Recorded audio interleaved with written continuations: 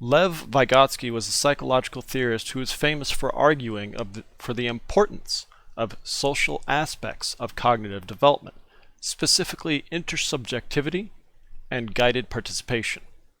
So with intersubjectivity, he was just arguing that it's important for children to interact with their peers, to learn through that form of interaction, so they can develop this kind of mutual shared understanding of the behavior that they're engaged in. But guided participation is perhaps the one that's gotten a lot more emphasis. So instead of, participating in a task with their peers, they are being supervised by a mentor or a parent, perhaps. Children are involved in these kinds of structured activities with others that are more skilled, and this will help to promote their cognitive growth. You should really think of this relationship as like an apprenticeship.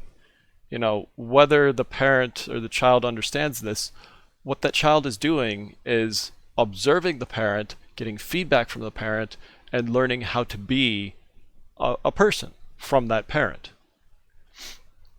So this idea of guided participation has been pretty popular. It's been very influential in a lot of research, and it's led to the development of what we call the zone of proximal development. This idea refers to the difference between what children can do with some assistance from one of their superiors and what they can do alone. And with regard to guided participation, what you need to do as the mentor is provide learning experiences within this zone to foster that cognitive development. So here's a way you can visualize it. Children have a certain set of skills, certain things that they can do on their own. And there are some skills that they could do if they had some assistance, but there are many things that no matter how much help you try to provide, they will just never be able to do those things. At least not until they develop their skills further. So you don't want to focus on the stuff that they're already good at, and you don't want to focus on the stuff that they can't do yet. You want to try to target that yellow area, that area where you can actually provide them with some help. That's what we call the zone of proximal development. So like I said, this whole idea of guided participation and helping to foster the development of these children's cognitive skills has been very influential, especially in educational psychology, in the form of what we call scaffolding. This is a teaching style in which teachers gauge the amount of assistance they offer to match the learner's needs. The whole idea here is you want to try to find that zone of proximal development. You want to give them just enough assistance to match their needs. You don't want to provide a learning experience that's too easy or too hard. So it's very much like trying to find the, happy medium, so to say. Now, one big way in which children are shaped by their mentors, this guided participation, is through the learning of language. And by 1 month, children can generally identify a lot of the basic speech sounds of a language that we call phonemes. So phonemes are those unique sounds that we use to create words. And every language has its own phonemes.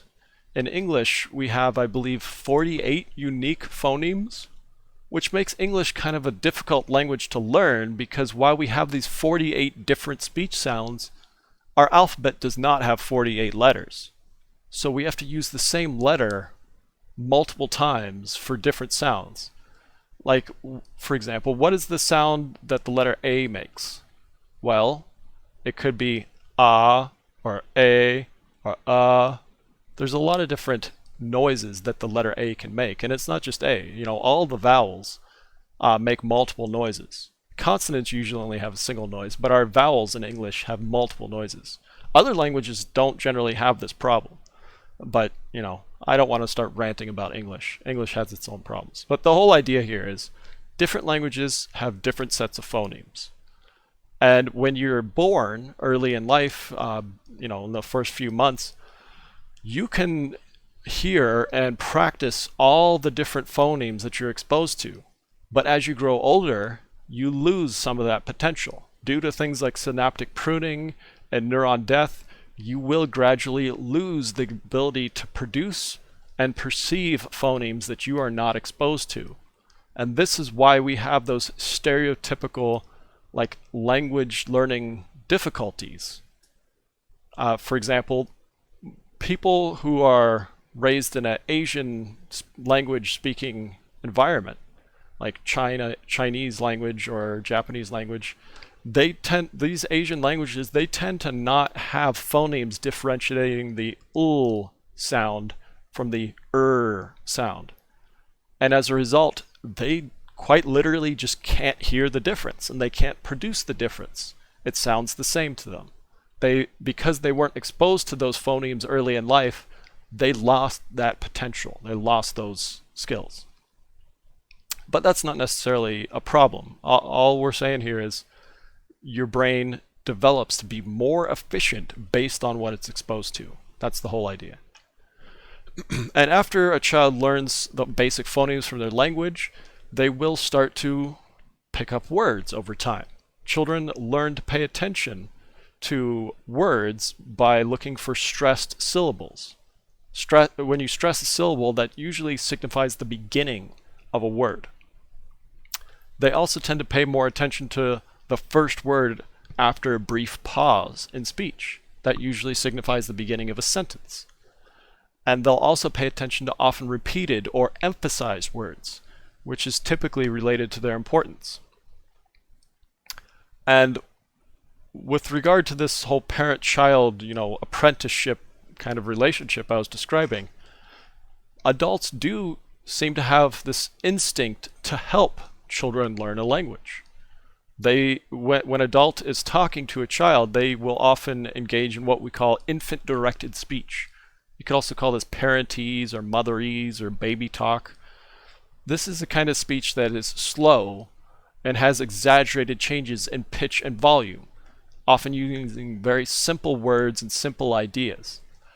I'm not going to give you an example of this. You know exactly what I'm describing. It's that the way somebody will talk when they see your little pet chihuahua or something and they get all silly with it. You know what I'm talking about. I don't want to do it. It's embarrassing. So the whole point of that, though, the whole point of that kind of parentese or infant-directed speech is seemingly to instinctively help somebody learn the language. Because if you think about it, having slower speech where you repeat yourself and you exaggerate things a little bit, that's exactly the pattern of speech you should use if you're trying to teach somebody. And I just think it's interesting we do it instinctively.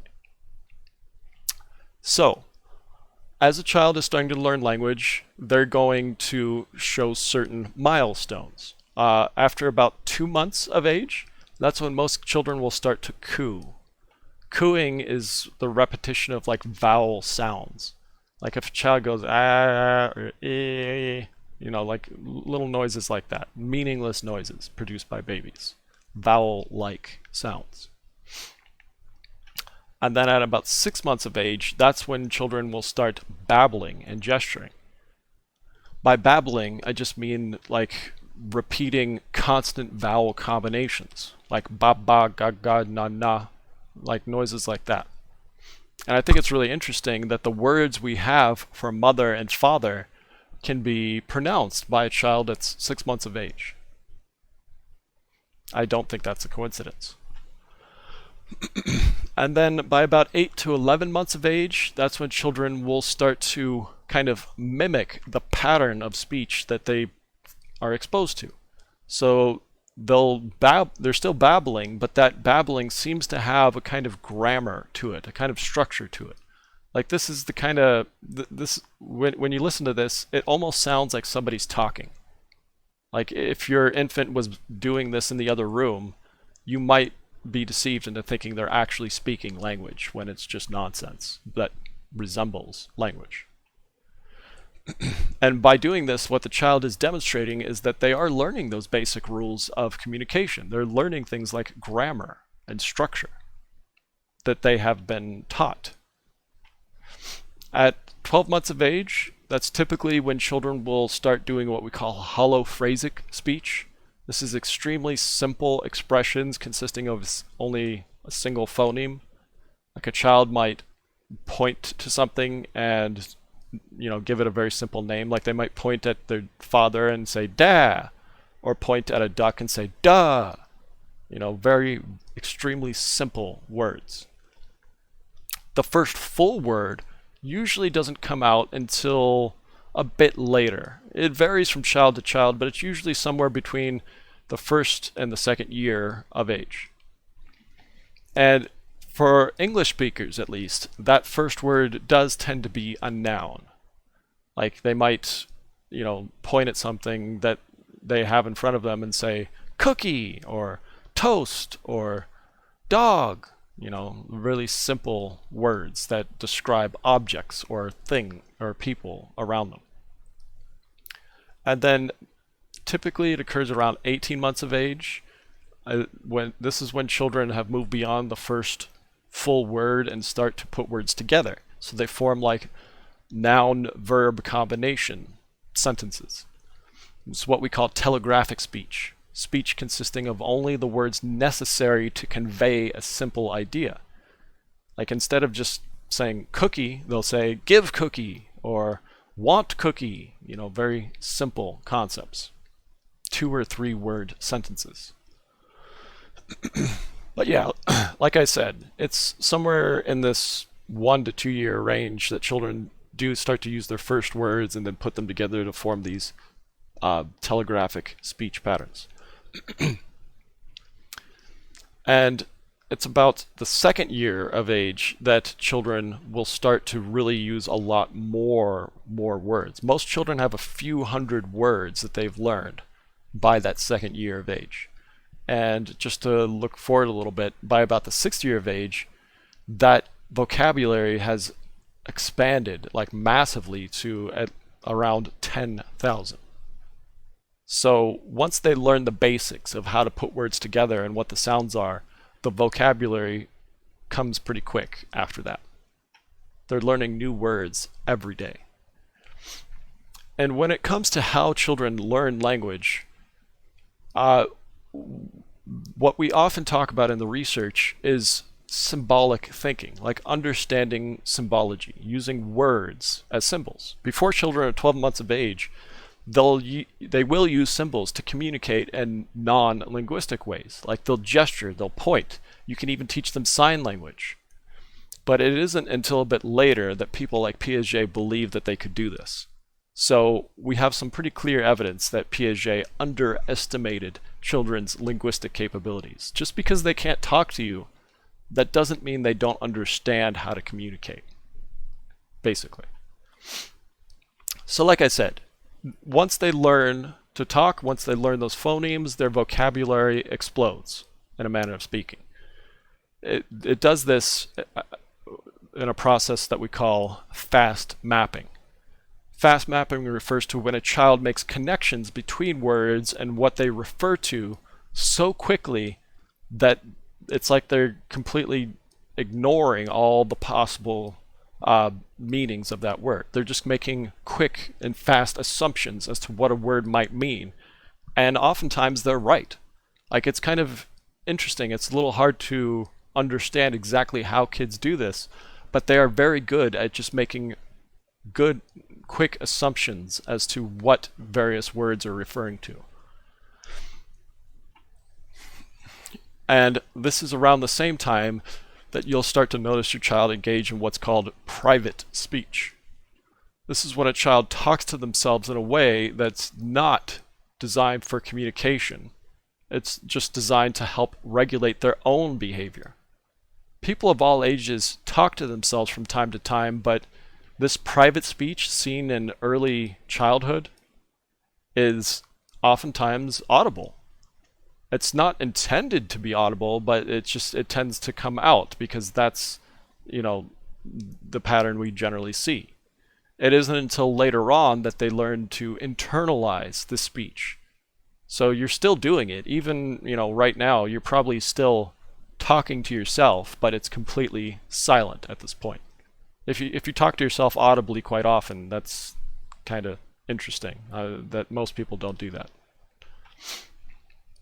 But as I was saying about that fast mapping, as children are learning these words, they are naturally going to make some mistakes, and they'll have to correct that as time goes on. These naming errors, these word meaning errors, are important aspects of learning a language. As children make mistakes, their mind, their schemes are open up to new ideas about how language works and what words can be used for. These linguistic rules develop in this kind of trial and error fashion. And there are a lot of common mistakes children make, but some of the most common ones are things like underextension and overextension. So underextension refers to when a child defines a word too narrowly.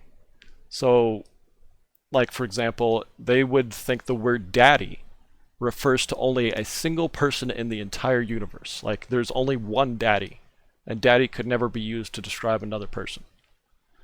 And then there's overextension, which is just the opposite. So this is when children create a definition for a word that is too inclusive. Like a child might refer to an object as a bag because they can put things in it. Like they have this definition for a bag that is something you could put stuff into. Obviously, there's many things you could put stuff into, but they've grouped that all under this term of bag. And as they grow older, they'll learn that this is not the correct way to use the word, and they'll adapt, as I was describing. Now, a common concern that a lot of parents have, especially nowadays, is exposing their children to other languages. Bilingualism is generally a good thing, as we've seen in the research. Children do tend to benefit, in fact, from being raised in a multilingual household.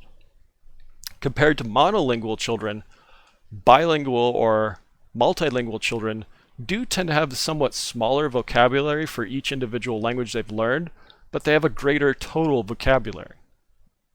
Also, they are better at understanding what language is fundamentally. Like they understand that language is just arbitrary symbols representing different concepts.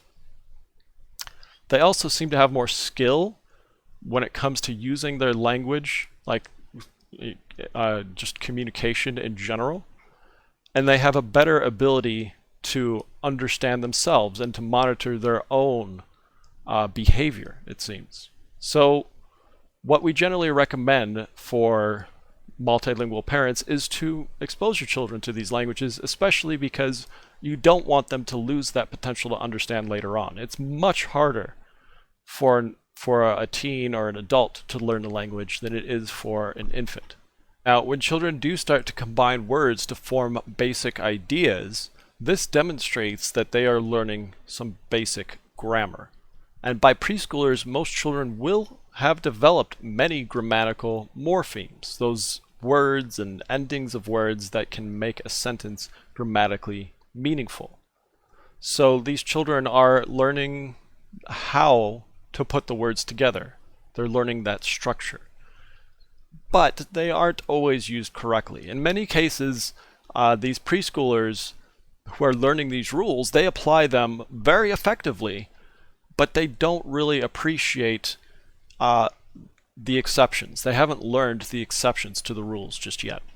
And this results in something we call overregularization. The grammatical usage that results from applying rules that they've learned to words that do not apply. Exceptions to those rules, irregular words. And there's tons of them in English. This is one big criticism I have for English, is we have so many irregular words. For example, if you have one thing that belongs to you, you could say, "This is mine." If you have multiple things that belong to you, then you could say, "These are mines." There's more than one of them, so why not pluralize mine? It makes sense, but it's not correct. Another one is, if you have one foot that hurts, you could say, "My foot hurts. If you have two that hurt, then you could say my foots. S makes it plural. If you have more than one foot, it's foots, right? But no, that's not obviously correct either.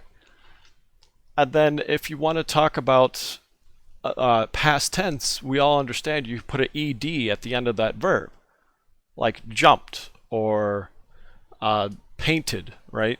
Like you just put an ed at the end to make it past tense. So if you want to talk about dinner that you had previously, you could say, I eated all my dinner.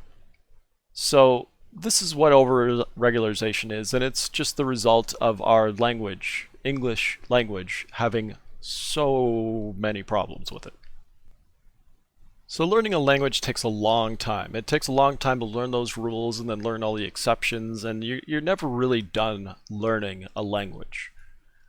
But how all this stuff is possible has been the subject of a lot of debate. There have been many different language acquisition theories out there, like behaviorist theories from people like B.F. Skinner, who argue that language is learned primarily through imitation and reinforcement.